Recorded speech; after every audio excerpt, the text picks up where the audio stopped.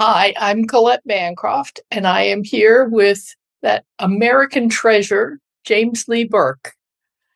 Oh, And we are here today to talk about his new book, Don't Forget Me, Little Bessie, which I think, Jim, is your 46th book. Is that right? well, no, did you say four? Four? 46? Well, 46. No, I think it's 48. Oh, 48? Okay. Yeah, my math is not always, dependable. So, There's three bound stories, so that's probably the difference. That's all. yeah. Well, either way, that's a lot of books. Yeah, yeah, it is. But I'm old too. Yes, and you're still going. It's amazing to me. But your fans are glad. Your Yeah. fans are always happy to see a new book from you, including me, of course. But I want to ask you about this one because it's different in an important, to me, I think, an important way from, as far as I know, every other book that you've written. You've written a lot of strong women characters, but Mhm. this is the first time you've ever had a woman as a first person narrator in one of your books, and, telling the story in her own voice. And I wondered if you could talk about why you made that choice with this book. Oh, it's just one of those things that came along. I just felt like it, and I had never tried to make, as you say, a or book that's woman voice, and I never thought that it would be challenging, and it was not because I felt like Mhm. the character was a friend. Right. And I think in the artist that makes an enormous difference.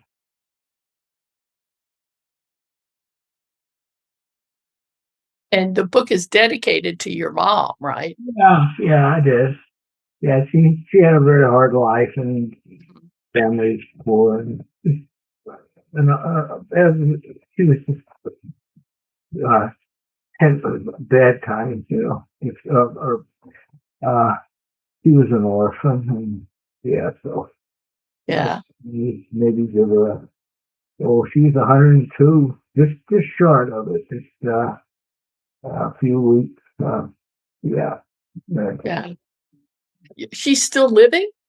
No, no, Oh, I didn't think so. she was just a 102. Yeah, Yeah, yeah. would be. Yeah. Well, this character is the latest addition to a whole family of characters that you've written about in many of your books, the Holland family. And she's Hackberry Holland's daughter. And he has a lot of children. He says at one point in this book he's not sure how many. But at this point, all of his other children have grown up and left home, or whatever, and she's the only one who's left. And she has a really interesting relationship with him. She loves him with all her heart, but he drives her crazy. And it's you capture her voice very well. When the book starts, she's only 14, and although she's living a much harder life than most 14-year-olds we think of, but she's still a girl, and you manage to combine those things, that young girl dealing with all these very hard things. But one thing she that makes her mad about her father is his violence. I mean, he was a Texas Ranger. He killed people. He killed them in battle. He killed them as a lawman, and he's still pretty quick to turn to violence. Mhm. And that makes her furious. And yet, as we see Bessie growing up, we see her sometimes doing the same thing. Mhm. That Well, is, you know, there's blood that's streaked in her life, and blood and soul, and they sometimes the patriarch, of course, is Sam Morgan, Hmm. Allen, who was my great grandfather, and he Right. was a Baptist preacher. He was Hmm. also a drunkard, and he also was a gunman, and he shot and killed 9 men in Hmm. gunfights. And it was during after the Civil War, of course. And he was a drover that Yeah. actually ran a herd of 2,000 cows up Hmm. to old Kansas and put them on the cars. But he was a desperate character in many ways, and Hmm. eventually he put away his guns and his uh, and his priest became a preacher, and people said were they they certainly listened to what he said in his sermon. Yeah. Not 9 people. Yeah. They didn't want to make him mad. No sleepers in the pews. And so it sort of runs in the family for her. Well, I hope not. I'm afraid in some instances it's Hmm. hanging on. Yeah. You take her on an interesting adventure. Um, her older brother Cody, Yeah. leaves pretty early in the book, and he goes to New York City. And after she gets in some kind of several bad situations at home, she decides to go too and to stay with him. And so she goes, and he's living in a rat infested tenement Yeah. with bodies buried in the basement. And she moves in with him, and she meets some of his friends. And there's some pretty interesting characters. They're young boys at that time. This is in 19 1908, 19 something like that. And but they will grow up. They're real people. They will grow up to be very famous. And I wonder if you could talk a little bit about those boys that she meets in New York, and why you gave her that adventure, that part of the story. Well, for various reasons, and of course, this is art and fiction, but it is born by events that took place and characters who are very much like other people there, just a little bit over the horizon. But of course, every writer knows this. When he starts writing about his characters and thinks that he's going to drag them around over one page after another, it doesn't happen that way. The characters take upon themselves. They just push Jim Burke out of the chair and type themselves in. But that's how it happened. But yes, a number of people there are biographical and lived and died, and that's it. And it's interesting that they ended up being Bugsy Siegel and Meyer Lansky, who were some of the most famous and influential mobsters of the later 20th century.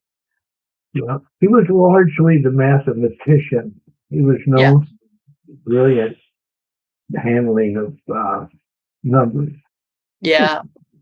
starting way back in Yeah. Yeah.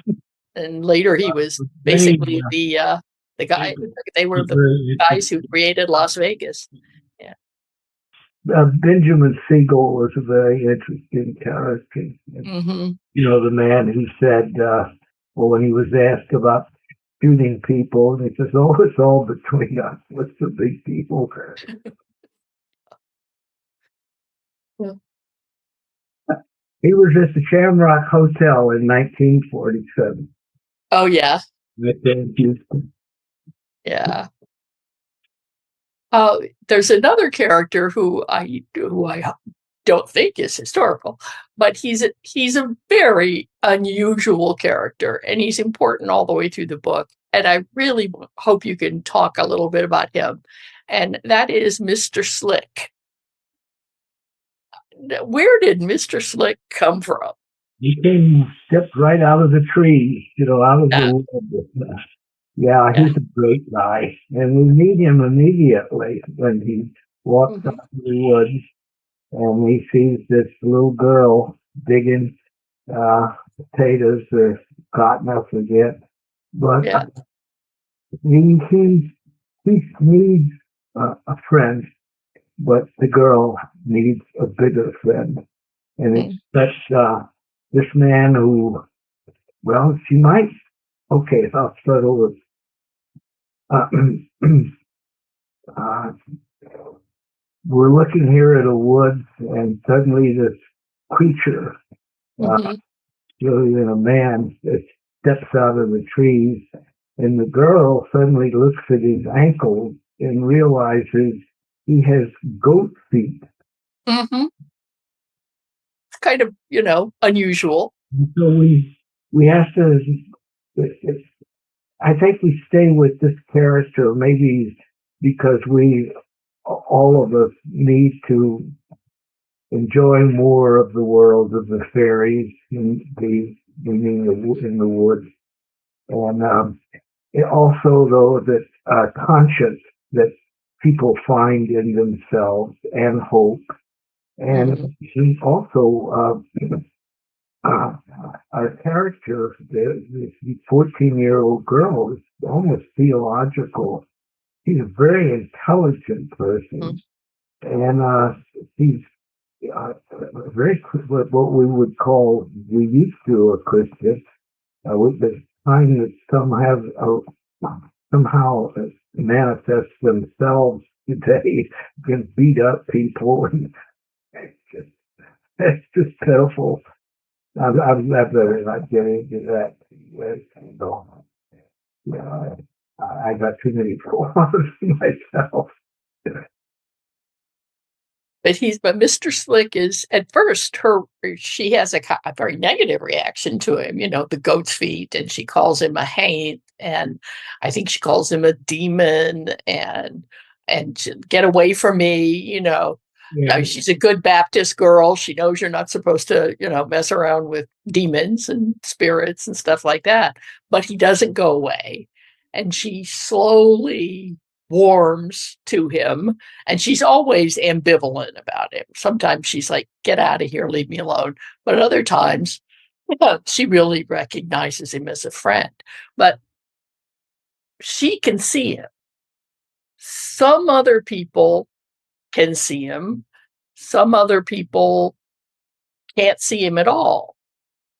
And some people sort of understand what he is, like Aunt Minnie, says, don't let that hate in here. He's, and other people, you know. So what exactly is he? pardon me, What I is he? couldn't last sentence. What exactly is Mr. Slick? Well, I don't know. I know that he was goodness in people. That's Yeah. really what it is. And this we it, it's defining what good and bad is difficult. But Hmm. person is what Jesus would, I think, define as we know them by their deeds. And Mr. Flick is a really fine guy. He's a really wonderful guy. Hmm. It's what good people are. They, as Jesus says, we know them by their deeds, because he was talking also about people who were really terrible. Yeah. Yes.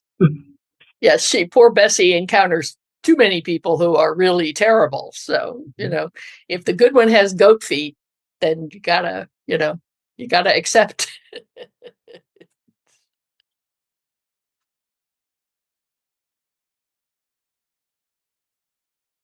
Oh, you also bring into the book, I know many of your books deal with or are set during significant kind of historical eras in American history. A few books back, you wrote about the Civil War, for example. You set a book directly during the Civil War. You've often written about the Civil War in other books. And in this book, you chose a somewhat different period that was interesting to me. The Holland books are have a lot to do with the West, with the American West, and the legends and myths of the West and its history. And this book takes place right at the turning point. Yes. The beginning of it and the beginning of Bessie's life and much of Hackberry's life is what we think of as the Old West or the Wild West, cattle drives. And Hackberry was a Texas Ranger. And, that kind of myth of the West and the rugged individual and all of that. And certainly he's that. And Bessie is that. Bessie's a pretty rugged individual herself. But as the book goes on, what we see through Bessie's eyes is the change to the New West, the West of the 20th century, dominated by oil, dominated by big money. And it happens literally right on her home ground. And I wondered whether you were thinking of her story. It's obviously a very personal story, but it's also, a kind of reflection of her times. And I wonder if you could talk a little bit about that, because I know you're such a student of history. Well, you're absolutely correct. The 19th century was the bloodiest in our history. Mm-hmm. 20th century was the bloodiest in the world. And we are actually sort of melding into the two. And it's still there. And just like T.E. Lawrence in 1915, standing there in what today is Saudi Arabia, he said right after a well was cut, punched him. Anyway, he said, this war has two motivations, weak and now oil.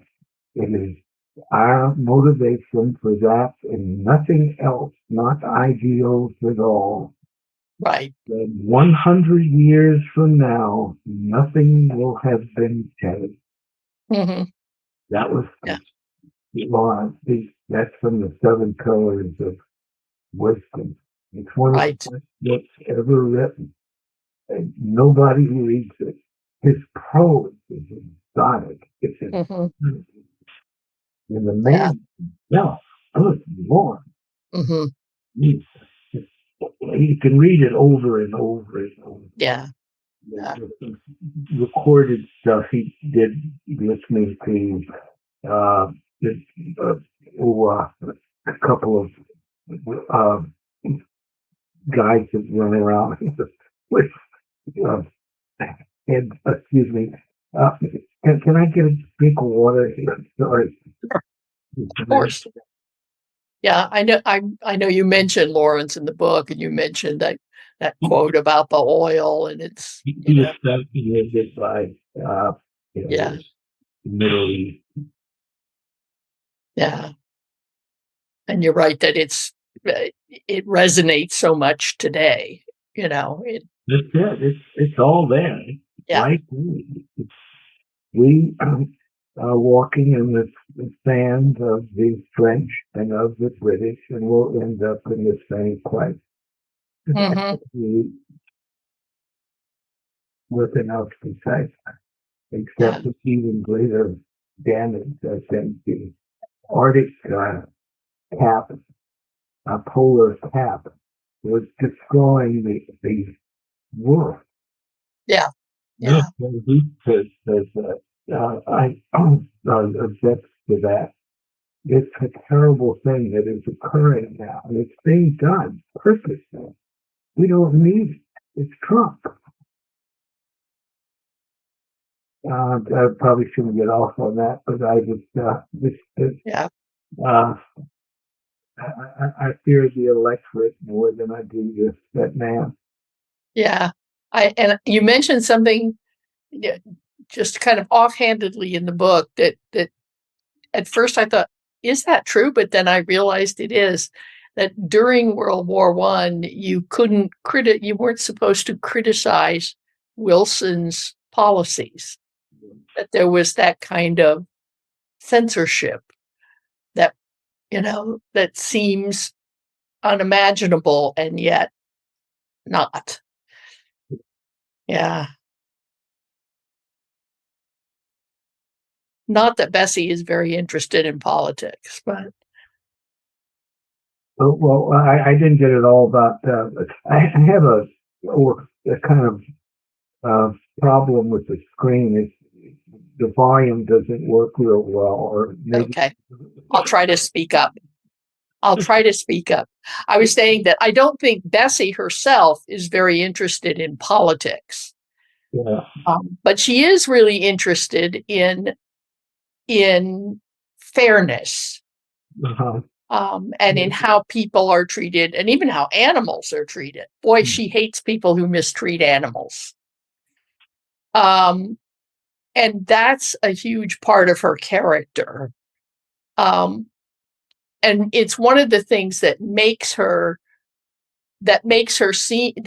heroic, that makes her not just likable, but, in some instances, a heroic character, because she defends herself.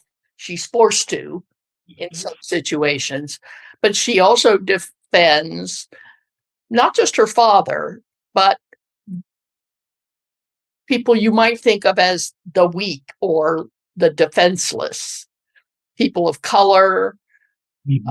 One of her best friends is a woman who loses her school teacher job because she's a lesbian.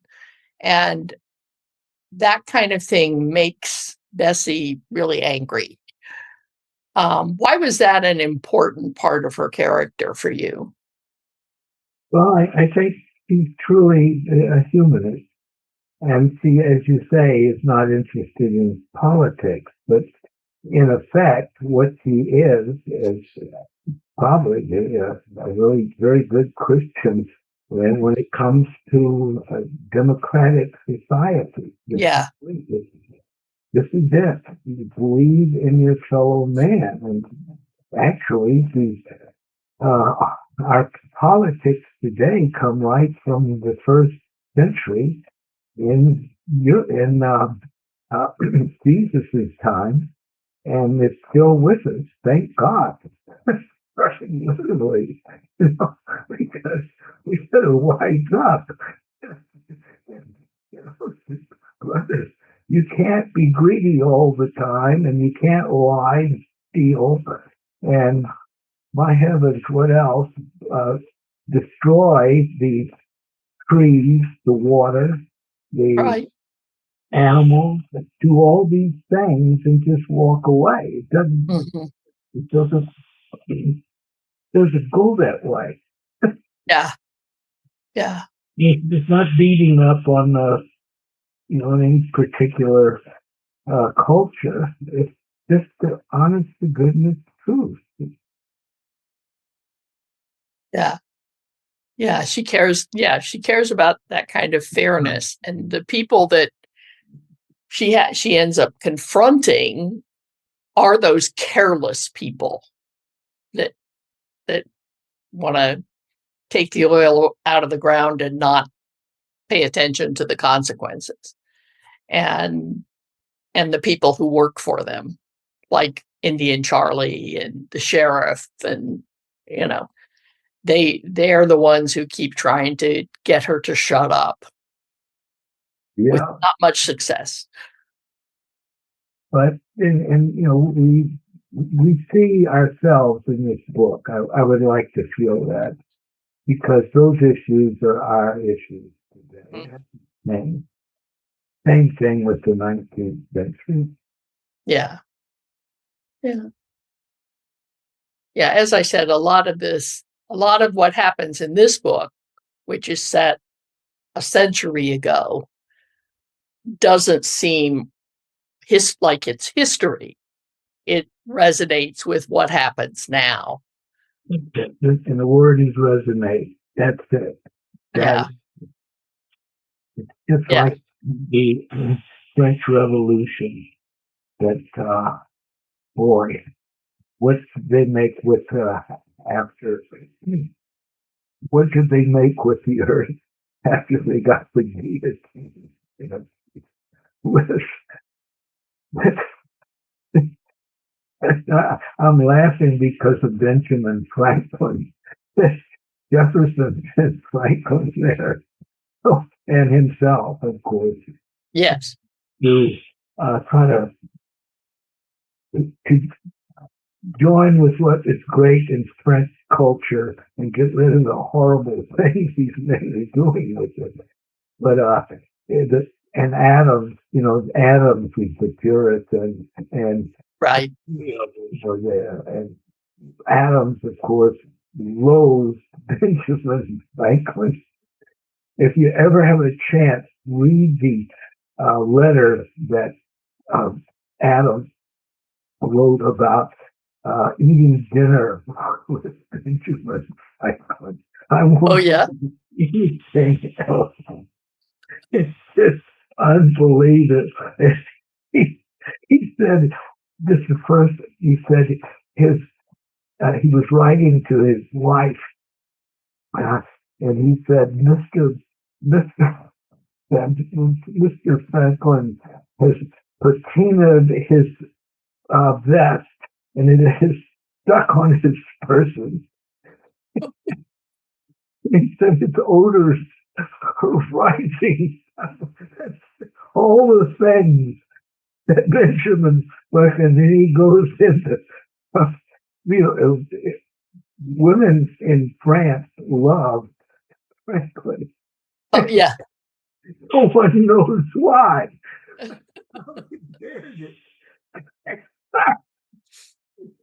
Yeah, as I recall, they had a hard time making him come home.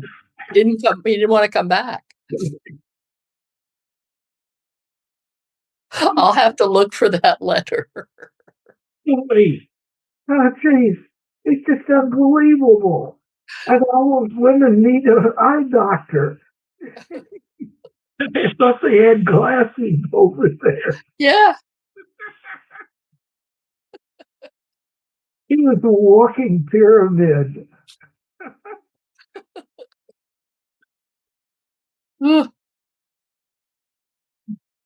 I'm surprised you haven't written a book about those guys. It might be fun. Oh, he was a great man. Benjamin Franklin was a great man. Yes, he was. Be interesting to read what he would have to say about Adams. His wife, yes. So he was a great person. Yes. Pardon? Oh, I'm sorry. No, I was looking at my questions. You've been experimenting with points of view recently. Your last book, Clete, you've written all the books about Dave Robichaux and Clete Purcell, but they're always from Dave's point of view until most recently. And then you finally wrote a book from Clete's point of view, and now you have this book from a young girl's point of view. What's making you try out these new voices? And were you happy with the way Clete turned out and was received? Well, I'd like to give everyone a chance, because these have been people. This first novel, which I wrote when I was 23, and I published my first story when I was 19. And since that time, I've had almost all those people there. Yeah. One after the other. They might not have the same name again, but pretty close to it. But they're always there. And I think that's why the American West is a state. You can't help except be thrown back there. It's a tragedy. Yeah. It's a tragedy. John Neihart is my thesis. I Right. owe him a great deal, and I met him in his class when I was 20 years old. I think like 19, somewhere like that. And oh, gee whiz, I cannot thank him enough. And he was a really decent, fine man. We used to go out to his farm, and he was the poet in residence there in the University of Missouri, but he also was a good farmer. You know, Yeah. that's Yeah. it. These are the players out there. They all, people remember both. Golly, I don't think there is any kind of play that is not really it has a backdrop that's right out of the Western story, and that's what John Neihart told me because he saw that the love I had of the West. But he said, Jim, remember this: that civilization follows the sun, and it goes west. Mm. Also will cause the sun to rise in the, and he said, we will see that in our time, talking about China. Yeah. And it's that Chinese, I mean, we're right in it now. With people who are, some of them are obviously psychotic. There's just no question about some of them. As any psychiatrist would say that. They're messing around with nuclear weapons. God, I was born in 1936. I never seen anything. Yeah. And a lot of things have changed, and some things haven't changed at all. Yeah. Yeah.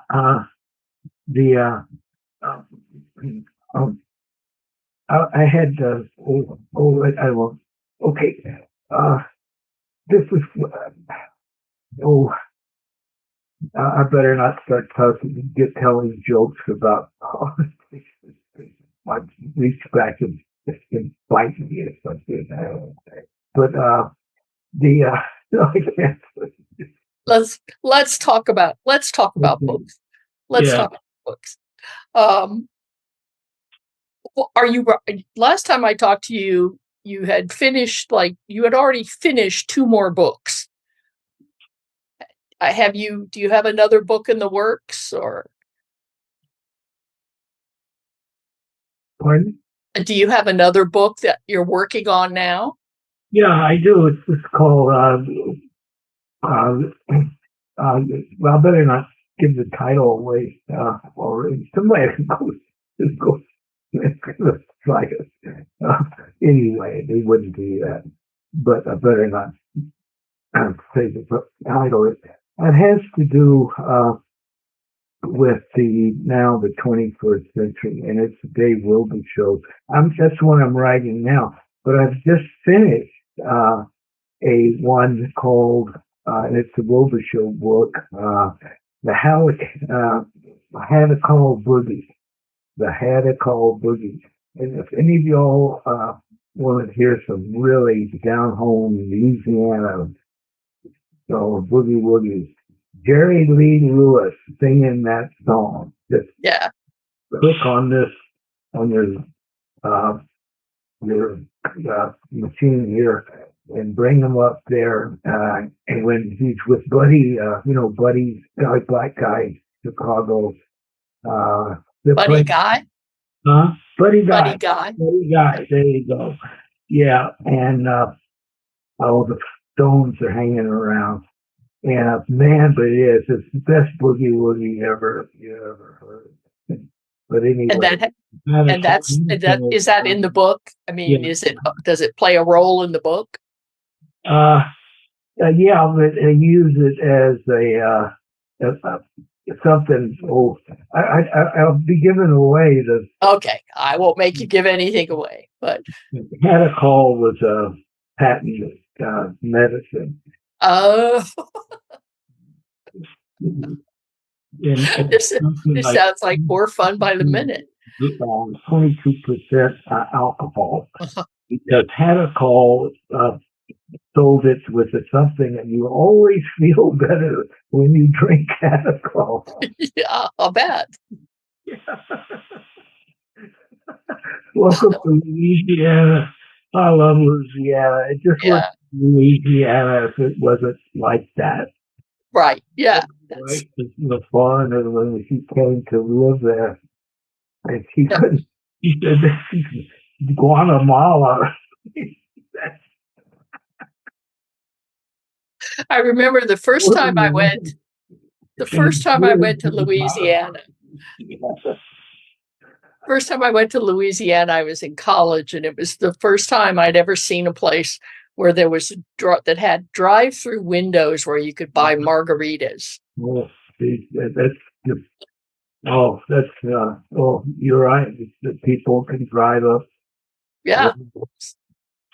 Well, I'm glad to hear. So that means 2 more Robichaux books coming down the chute.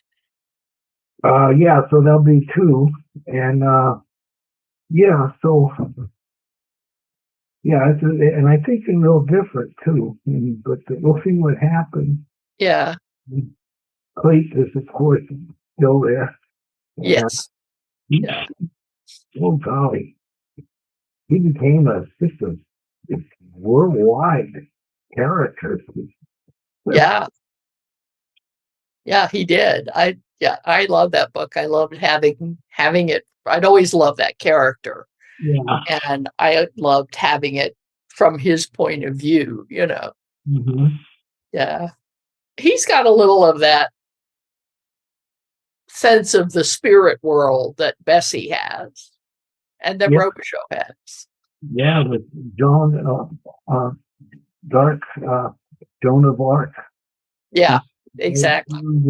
He goes through the curtain. Mm-hmm. Yeah. And Hackberry, of course, looking for the Holy Grail. Always, that's always been my story.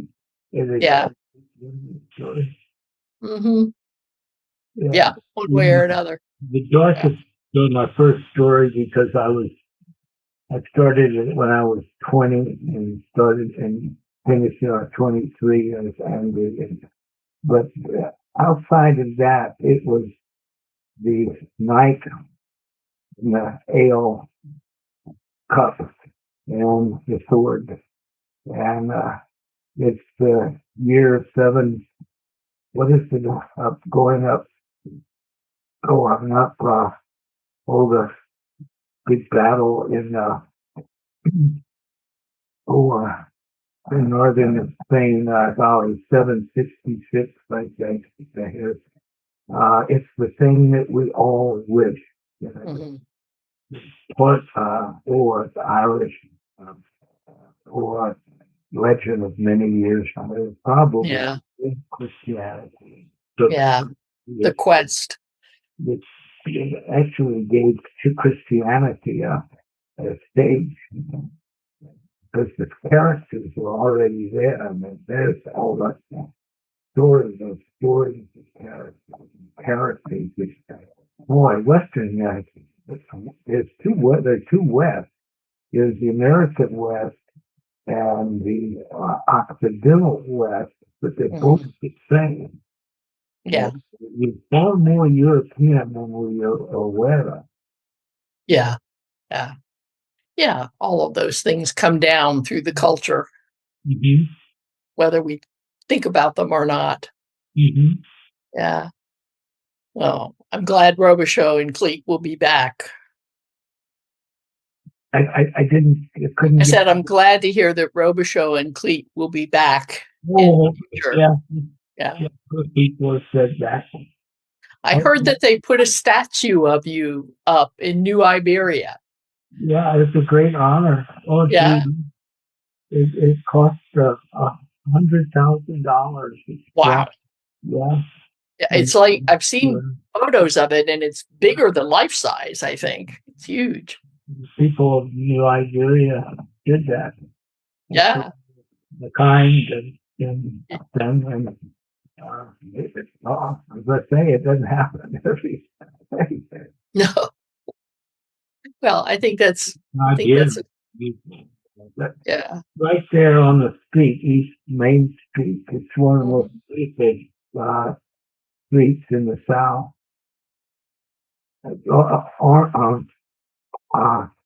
Let's see how this not Cleek, Dave Robichaux says sometimes he's guilty. He feels guilty when he looks down the street. It's because he wished the South won the war. Because of this beautiful street. But he doesn't tell anybody yet. You gotta have a full sense of humor. See, he and Cleet are great pair. Just They are. They are. They're great. They're so funny. There's some humor in the new book too. One of the funniest things in the book is when Bessie talks about buying a car and teaching herself how to drive. And she says she's driving down the road and people are jumping out of the way, and somebody threw a garbage can under the car, and she doesn't understand, because if you're driving your horse and buggy, you can go back and forth on the road and nobody cares. And she doesn't see why it should be any different from a car. I was laughing out loud at that driving, self-taught driving lesson. It's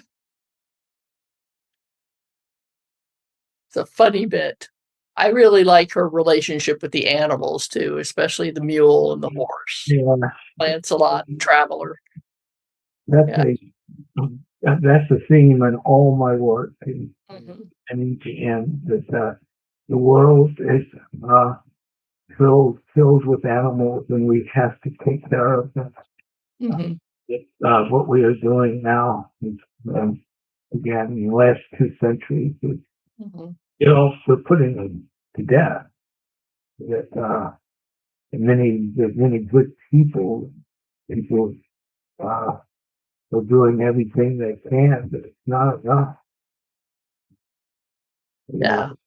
I think it's diseases that we found, if you look back in history, in the 14th century, the amount of disease, the Black Plague, of course, but many other kinds, those things are happening among us, and this is how the animals are fighting back. Yeah.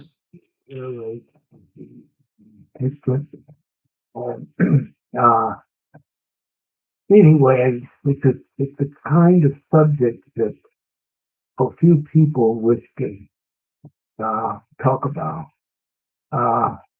And this is what I don't understand, that I do not understand. Why people who are sensible, who have good hearts, they don't want to talk about these things when they're happening all around them. They know it. It's one eye. And it's not going to help them. They're not going to have a better life. I think. You can't, it's like trying to, build or fire inside of a shack. You can't change the outcome. And this is what we're doing.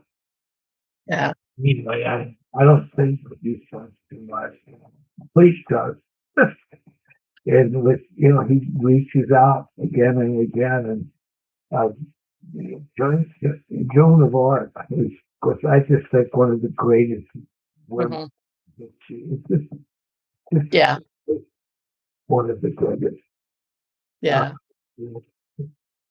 Oh, God. Anyway, He was what every human being should be. I mean, if we want to really carry the grail, and it's a sword, and Yeah. uh, medieval Christianity gives us a lot of flexibility. You don't have to go around feeling guilty. You can fight with swords. Beautiful horses. You have wonderful love affairs. My heavens, that's pretty good religion. This is why Louisiana is so much fun. That's it. It's the Fado all day and during and night. Yeah. It's just a great place. Yeah. Yeah. The Puritans didn't get much of a toehold there. Oh, that's great. That's a great line. You watch out. You're going to have to. There's going to be an asterisk on that. That's great. They didn't get a. By the way, this book has one great line that's they could kind of be the epigraph for the whole book, where she says at one point, "If you believe in what are called the good old days, you must not have been there." Yeah. And, in a lot of ways, that's true. But one thing this book is about, along with a lot of other things, the myth of the West is very patriarchal. It's very male centered. It's gunfighters, it's cowboys, it's sheriffs, it's Texas Rangers, it's all that kind of thing. But what we see from Bessie's life is that while all those men were out running around, firing off their guns, the women were the ones running the ranch, keeping the cattle fed, picking the crops. That ranch, Hackberry takes off every 10 minutes. Bessie and Minnie are the ones running things. And it's such a kind of, to me, a very refreshing way of looking at that culture. That the women were as strong as the men, and in some cases stronger. Oh yeah, it's just. Any archaeologist or anthropologist would say that. He said, of course, 20% of the food was brought into the cave by men. The other 80% was brought by gatherers and eventually people who starting to realize it's the seed spreading them around with the children. And they were pacifists because you can't kill each other when you're just barely getting by. And they did it. But it's again and again. I mean, anybody knows when you finally come down to it, they're the most intelligent because they had to be. Partner said that about people of color. Mm-hmm. He said they had to be more intelligent. Yeah. That's what they survived. They had ways of getting around things. They had to be very just, and I guess you just say sometimes, maybe I feel I would. This is one thing. I was in Catholic school, and the nuns said that it was not if a person is hungry, it is not a sin to steal food. It doesn't sound funny. I mean, but I never forgot it. That it's not a sin if he's hungry. And of course, many of them were Irish, back then.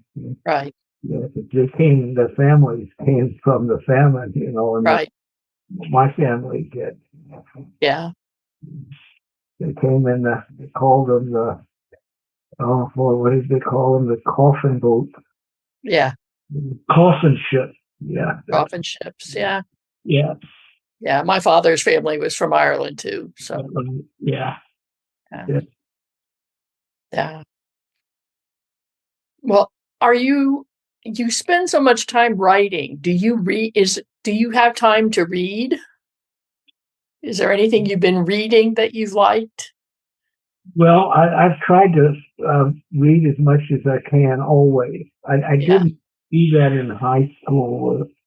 I didn't like what we wrote. Good read. I mean, who wants to read about the Duffy's Pilgrim? What a he was. He's that, you know. Uh-huh. But, I've read everything I could always in my library. I always read, and I was a bad student. Ladies in college saved my life, I guess. I was a bad student in high school and in elementary school. I just didn't like school. And Mhm. this lady, she used to, she'd come in every Saturday and you rewrite your essay. And she oh, she helped me, and I got a B Bravo in her class, and I made the honor roll at the university. It was a poor boys school, and I made the honor roll at the University of Missouri. Later, I Yeah. graduated with honors, and she changed my life. One woman, yeah, Yeah. yeah, Yeah. yeah. He was. I'll never forget her. She said that she would give me D minuses for every essay until I came into her uh, office on Saturday morning, and I, oh my, I always it was red ink all over it. Uh-huh. It looked like a disemboweled animal. Anyway, finally I said, Professor, uh, I see that every time I come in here, all I get is a D minus. And she said, oh, I know, son, that yes, darn your little heart, I just couldn't, I couldn't. He said, that's what she said. Your essay looks like a disemboweled animal. He said, your penmanship uh, makes me want uh, to somehow get the. I'm sorry that we invented the Phoenician did not have invented the alphabet. And then she said, but you have such heart. I couldn't give you an L.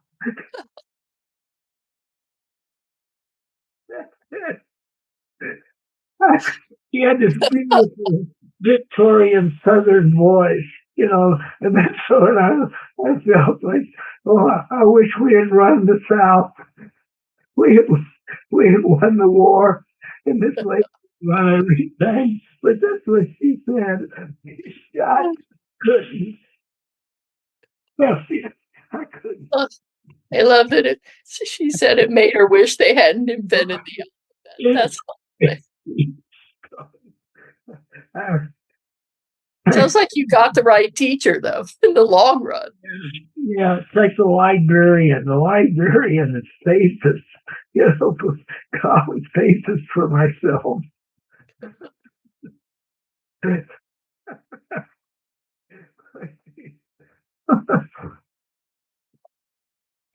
Oh, well, well, I think we have talked about a lot of things, and as always, it's been delightful. Um, I saw I saw your daughter in the news the other day. She's Oh, got I saw your daughter in the news the other day. She has Alifair has a TV series. It's yeah, the Better Sisters, and she did an interview with Uh-huh. former President Clinton and James Patterson about their book. She's on a roll. Yeah, and she sent me her pictures 2 days ago, and she's never done that. That's the first thing. And she's very humble and never draws any attention for herself. Yeah, But she sent me that one. It was Mr. Patterson and President Mr. Bill. yeah, Well, he's given me a big push for years. Mr. yeah, yeah. He's a fan of your books. I know. Yeah, yeah, yeah. I'm sure she did great. I haven't seen the interview, but I'm sure she did a great job. Yeah, Yeah, yeah. I've interviewed her, and she's so smart. And She's enormously talented. He yeah, was reading the book. Uh, uh, let's see, when she was 5 years old, yeah, he was reading, no, it was, anyway, golly, my heavens, yeah, my head went empty. But anyway, she was reading those kinds of books, adult right.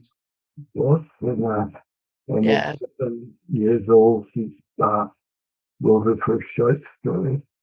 And she's worked really hard all her years. mhm, He's, he was first in her class at Stanford Law. yeah, Right? Stanford Law. yeah. Pretty impressive. Yeah. I'm not making this up. And my wife is Chinese, and we've been married 65 years. Wow. Congratulations. And that I tell the story about her not about Alpha, not no one can educate. I mean, she can't go.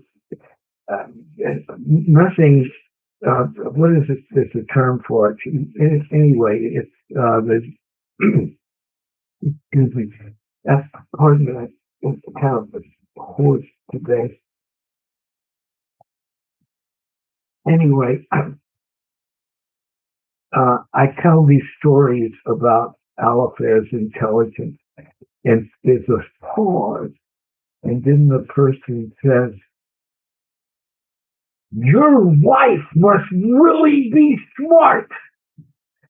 And Chinese are really intelligent people. I'm not kidding you. I don't know how many times I said that.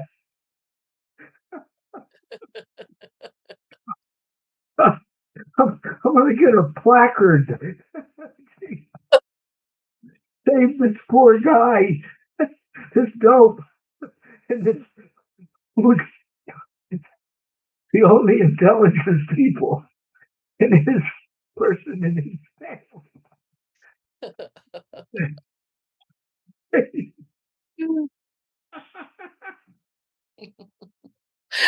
I don't know. I think you've shown plenty of signs of intelligence over the years. Oh, that's funny though. That's great. Well, I'm going to let you go because we've been talking for a while now. And as I said, it's been a pleasure. Congratulations on the new book. I really loved it. I really enjoyed Bessie. I really enjoyed Mr. Slick. I hope we see both of them back. Um, and and I'm looking forward to those Robichaux books.